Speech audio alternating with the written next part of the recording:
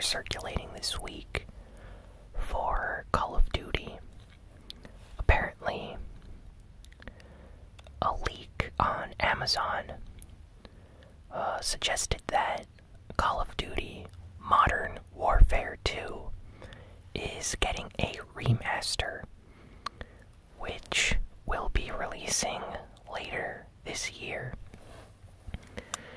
Now, this has not been officially confirmed by Activision.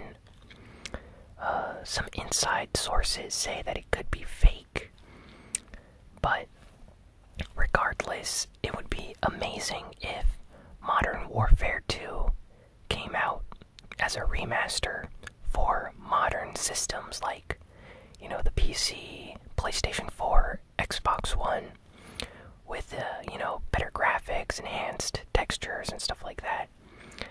And I really, really loved playing Modern Warfare 2 when that came out. I remember picking the game up when it launched, or like a week after it launched, but had a lot of fun playing the multiplayer in Modern Warfare 2, and honestly, that game felt kind of like the last fun Call of Duty game to me, because after that, they started going down like a kind of, I want to say, different path when they, like with their online multiplayer stuff, they kept trying to do new things and add new things to the games. And, after Black Ops, they made like Black Ops 2 and Call of Duty Ghosts and Advanced Warfare and Infinite Warfare and all these other ones. And it just kept getting more futuristic, or they kept adding things to the multiplayer, which I feel weren't necessary because the game was already fun in Modern Warfare 2. So I'm really happy for this remaster, because if it actually ends up being true and it comes out this year, I'm definitely buying that. Hopefully this ends up being true. This is good news because it means that Activision at least understands which one of their games the fans really want to play again. So hopefully this actually is a real game that's coming out later this year. Next we have some Overwatch news for all you Overwatch fans out there like myself.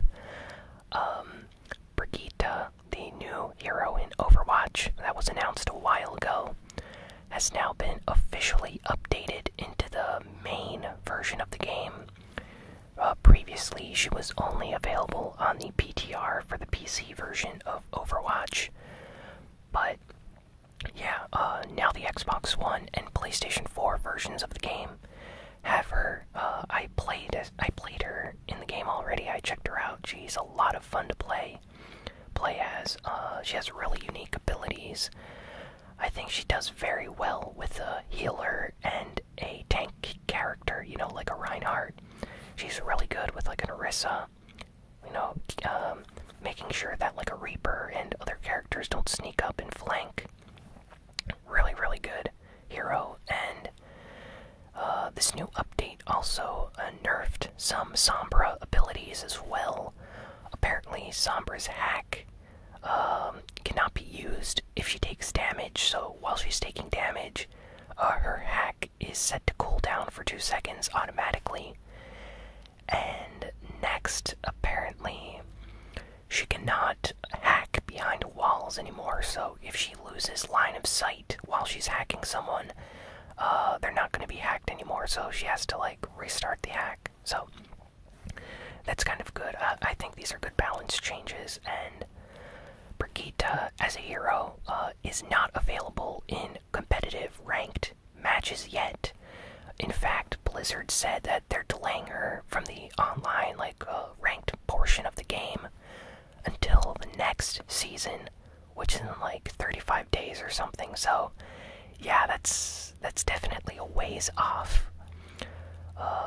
Kind of disappointing that we almost have to wait a month and a week before we are able to use Brigitte in ranked. I would have really liked to play her in some matches right now. But I guess I'll just have to stick to arcade mode and quick play, which is still fine. You know, it's best to get used to the character before you start playing them competitively in ranked matches. So, kind of disappointing with that, but I understand why Blizzard decided to go with that decision. Tell me what you think of Brigitte in the comments. Are you guys a fan of her, or do you think she's an okay addition to the game or an amazing addition to the game? Let me know. I'm curious to hear everyone's thoughts on her as a character. Fortnite got a new update mode this week. Apparently, well, I already played it a few times, but there is a limited time Blitz mode for solo and squads in Fortnite. And basically this mode allows you to, well, the storm, for one thing, is a lot faster. It lasts, well, it automatically starts as soon as the match starts, basically. So, as soon as the match starts, the storm is already like halfway through the map. So, everything is sped up, locations change much faster, and loot is a lot more rare. So, I mean, the rarity of the loot you find is more common. So, for example, you will obviously find more blue, green weapons, and even like you know, legendary epics, stuff like that are more common. So, in a place where you'd normally find mini shields, you'd find, you know, large, you know, shield potions. Finding scars is now quite frequent. Finding like blue tactical shotguns are extremely common in this mode. So rocket launchers are also very frequent, and it's a really fun mode to play in squads and even solo. You gain a lot of nice weapons and items really fast, but the enemies, you know, everyone else also gains these new weapons and items really fast as well. So it's pretty complicated if you're not that good at the game like me. You get killed really fast in this mode because everyone gets like the best shotguns, and you know, ammo is also increased. So I believe they increased the multiplier of the amount of ammo you get and the resources you get from materials. So instead of getting like 10 or 30 wood from one piece of wood, you get like 60 or 80 wood. So everything's just increased. So at times I like kill 2 people and I find myself already with 900 wood at the beginning of the game. So it's pretty crazy. But yeah, I'm having a lot of fun in this mode. If you guys want to play with me, I'm going to be on probably right after this video goes up, actually, if you guys want to play some Fortnite with me. And they also added a new weapon to Fortnite. This is actually completely brand new. It just came out a few hours ago. They didn't even need to update the game for this. They just had it already waiting within the game's code. And yeah, it's the heavy shotgun. So there is now a heavy shotgun in Fortnite Battle Royale mode. And what this weapon does is, when you want to use a shotgun at medium range, because the tactical and normal pump shotgun are only useful for close combat. You know, if your enemy is like a few feet away, like 10, 15 feet away, you're not going to do a lot of damage with the shotgun. But with this new heavy shotgun, you are actually able to still do like almost the maximum shotgun damage from that distance. So that's really, really nice. This is definitely a weapon that I can see people online like Ninja using a lot. He really likes the shotgun. I've noticed in his streams that he likes to use the pump shotgun, so I'm curious if he's going to start using this heavy shotgun more now that they've added it to the game. So yeah, that's definitely a really nice addition to the game. I haven't got one yet, chance to use it, but as soon as I play Fortnite a little bit later, after I'm done recording this, I'm gonna go play some matches and see if I can find one. Yakuza Kiwami 2 has been officially, announced, and Sega gave a release date for the West, so this is a remake of Yakuza 2 for the PlayStation 2. It's made in the Yakuza 6 engine, which is the latest Yakuza game that's coming out in just a few more weeks. And yeah, basically, Yakuza Kiwami 2 is, has completely redone graphics and visuals. It's the sequel to the original Yakuza, and yeah, it's apparently going to be releasing on August 28th. I think it's like August 28th in Europe and August 26th in North America. I think they have like 2 different release dates depending on the regions, but August is when we can expect the game to release. So that's pretty crazy. We're getting Yakuza 6 and Yakuza Kiwami 2 this year, so 2 great Yakuza games that I can't wait to play. I'm actually starting to have a Yakuza backlog because I need to finish Kiwami 1. And we have Yakuza 6 coming out in just like a few weeks. I think that comes out like April 20th or something, so yeah, it's definitely a great time to be a Yakuza fan. And from what I've seen, fan reception online is extremely positive right now, so it seems like Sega is finally realizing that there's a lot of demand for this series in the West, so I'm glad they're finally deciding to release the games here. So yeah, definitely pick up the games if you're a Yakuza fan. We gotta support this series in the West, since back in the PlayStation 3 era, it was kind of sad when we had to wait a very long time for one of the games to release, and then it was only like the digital version of the game, so it's nice now that we're getting the digital and physical versions of Yakuza games now, and they're releasing fairly fast. We don't have to wait like 2 years now for one of the games to come out. Next, Street Fighter news for all the Street Fighter fans out there. So, as you all know, there is a Street Fighter 30th anniversary game coming out, which includes basically all the mainline and spin-off Street Fighter games. So, people are extremely happy about this. And one of the criticisms that people had towards Capcom about this collection was that Street Fighter 4 was not included. So Capcom decided to add Ultra Street Fighter 4 as a pre-order bonus for the people that pre-order Street Fighter 30th Anniversary on the PlayStation Store. So if you pre-order the game, I think this is also available for the physical retail version of the game.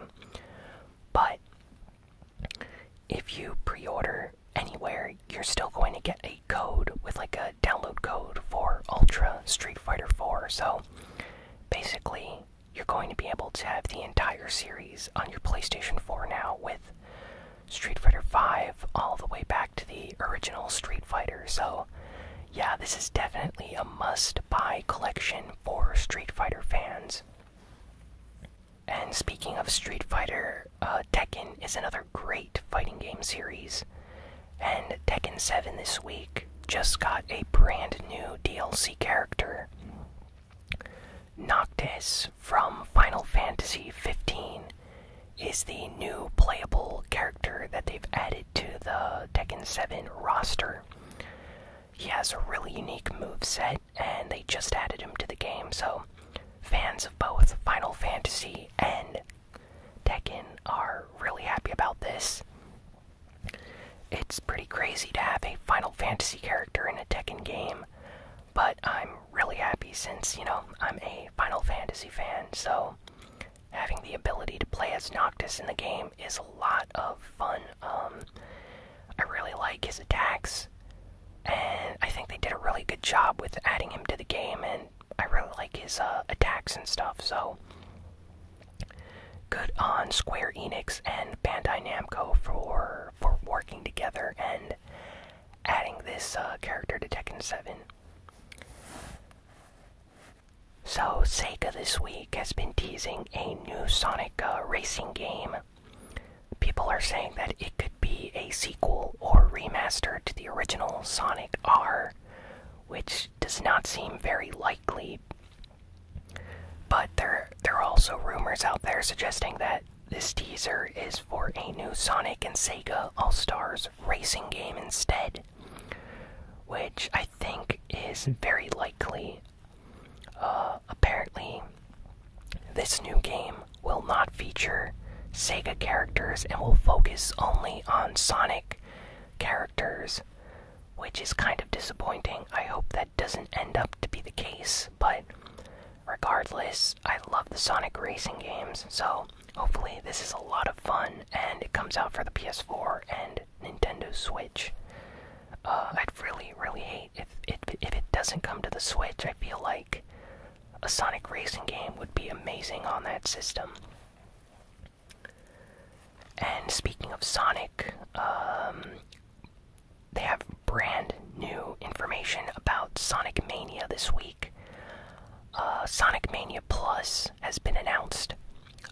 It's basically an enhanced, definitive version of Sonic Mania, and it's going to get a physical boxed release. It's coming out for the Switch, PlayStation 4, PC, and Xbox One. So, yeah, that's really big news. Apparently, it has like an art book. If you pre-order it, it comes with an art book. The game contains brand new remixed levels. So, levels that are already in the game have been remixed and redone. So you can play in like different stages with some new changes to them. They've also added 2 new characters, Mighty and Ray, which are actually 2 kind of obscure Sonic characters, I'd say. Not a lot of people know about them, but they've added them into this game as playable characters, so really happy about this. I'm definitely going to try to pick this up. I really wanted a physical version of Sonic Mania, so now it seems like they're finally going to release a physical version of that game. I might pick it up for the Switch, since I already own it on the PlayStation 4. And if you already own Sonic Mania, you're going to be able to upgrade to this Sonic Mania Plus version for a certain price. Now, they didn't say how much it's going to cost, but apparently it's going to be cheaper than buying the game again. So, yeah, that's definitely really nice of them, and it's very cheap. It's only $29.99, so $30 is what they're going to sell this game at launch. So, I'm really happy about this. And now we have some Nintendo Switch news. So, Nintendo came out to say that at E3 this year, they are going to have a competition, like a tournament, for Super Smash Bros. And Splatoon 2. So, yeah, and it's going to be the Switch version of Super Smash Bros., not the old version of the game. So, Nintendo must be extremely confident in the development of Super Smash Bros. You know, that game was just announced like a few weeks ago, like last week or something. So, wow, we're already going to be able to play that game at E3. I can't wait to see just how the game looks. And, yeah, it's going to be a lot of fun to see the tournament on E3 when they stream it live for everyone. And Splatoon 2 is also getting a tournament, you know, a special championship event.